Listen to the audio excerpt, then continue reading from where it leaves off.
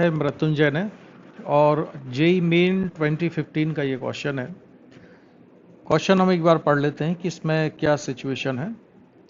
In the given circuit charge Q2 on 2 microfarad capacitor changes as C is varied from 1 microfarad to 3 microfarad।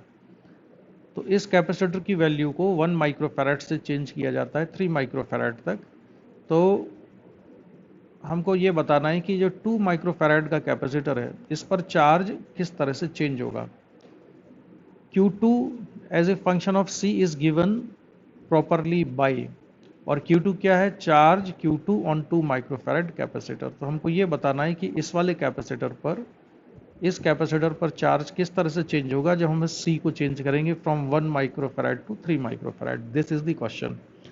अब इस question में problem क्या है कि maximum जगह पर जो सोल्यूशन है इसका, और या वीडियो सोल्यूशन भी है, सभी जगह चार्ज निकाला है 2 माइक्रोफैराड पर as a function of C और उसके बाद डायरेक्ट आंसर लिख दिया है। लेकिन अगर हम चार्ज कैलकुलेट कर लें 2 माइक्रोफैराड कैपेसिटर पर as a function of C तो उसको देख के ये आइडिया नहीं लगता है, बड़ा डिफिकल्ट है केवल ऑब्जर्वेशन से चेक करना कि कौन सा ग्राफ सही होगा।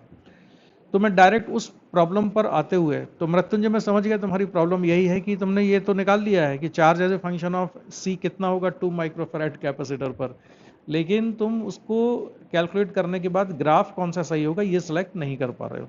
तो मैं डायरेक्ट उस प्रॉब्लम पर आने से पहले थोड़ा मैं सिस्टमेटिकली इसको सॉल्व करता हूँ। तो उसके लिए मैंने क्या काम किया, मैंने सबसे पहले तो ये इक्विवेलेंट डायग्राम बना लिया, और आप सभी लोग कैपेसिटर ऑलरेडी पढ़े हुए हैं तो आप इस वाले कैपेसिटर पर charge as a function of capacitance निकाल सकते हैं। तो total charge supplied by the battery ये है, और फिर छोटी सी प्रॉपर्टी हमने लगाई, कंजर्वेशन ऑफ चार्ज लगाया, और फिर दूसरा ये कि ये दोनों कैपेसिटर पैरेलल में है तो इनके अक्रॉस पोटेंशियल डिफरेंस इक्वल होगा। तो ये Q2 upon C2 equal to Q1 upon C1 किया, इससे Q1 और Q2 में रिलेशन आता है। फिर टोटल चार्ज जो बैटरी ने सप्लाई किया वो Q है तो Q is Q1 plus Q2, और इसको सिंप्लीफाई करके हम ये कैलकुलेट कर लेते हैं कि charge Q2 on 2 microfarad capacitor is 2Ce upon 3 plus C. So this is the charge on capacitor having capacitance 2 microfarad. तो इस पर चार्ज कैलकुलेट हो गया। अब होता ही है कि मैक्सिमम जगह बुक्स में या वीडियो सोल्यूशन में जो आंसर है बस यहाँ तक सॉल्व किया और उसके बाद बता दिया है कि इसका आंसर कौन सा होगा।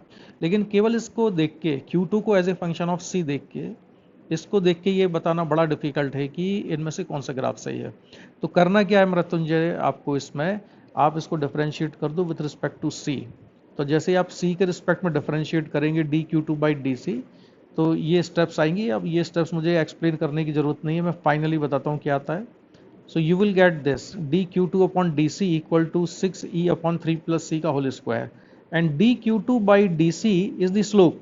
अगर मैं Q2 और C के बीच में ग्राफ प्लॉट करता हूँ तो dQ2/dC क्या होगा, स्लोप होगा। And you can see here this slope is positive, क्योंकि 6E ये पॉजिटिव होगा, 3 प्लस C का होल स्क्वायर ये पॉजिटिव होगा। तो स्लोप तो ग्राफ की पॉजिटिव आनी चाहिए। And if we increase C and C is in denominator, therefore slope will decrease. तो हमको वो वाला ग्राफ सेलेक्ट करना है जिस ग्राफ में स्लोप पॉजिटिव हो और C के साथ डिक्रीज होती हो। तो ऐसा कौन सा ग्राफ है, इसमें स्लोप कांस्टेंट है तो option A is not possible. ठीक है, जो ये वाला ग्राफ है इसमें स्लोप डिक्रीज हो रही है और पॉजिटिव है, so this is the answer. Third देख लेते हैं, इसमें स्लोप कैसी है, इसमें स्लोप पॉजिटिव है लेकिन इंक्रीज होती जा रही है। Slope is positive but it is increasing, so third option is not possible. जो ये वाला ऑप्शन है इसमें स्लोप कैसी है, नेगेटिव है, so this is also not possible. So correct answer of this question is 2, right. तो यहाँ से हमने आंसर चेक किया स्लोप देख के, और स्लोप से हमने कंक्लूड कर लिया कि आंसर कौन सा होगा, इसका ये वाला आंसर होगा। ओके, तो